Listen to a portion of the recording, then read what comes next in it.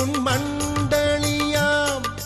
துர்வாச முனிவர் சிவ பூஜை செய்த தேரூர் ஆரூர் சுந்தரரின் வலக்கண் பெற்ற திருத்தலம் வாரார் கொன்கை பார்வதியாம் பஞ்சின் மெல்லடி தன்னுடன் அமர்ந்த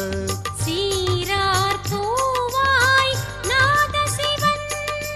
சுந்தர தமிழால் சுகம் பெறலாமே. சிவாய நம ஓம் சிவாய நம ஓம் நம சிவாய சிவ சிவாய நம ஓம் சிவாய நம ஓம் சிவாய நம ஓம் நம சிவாய சிவ சிவாய நம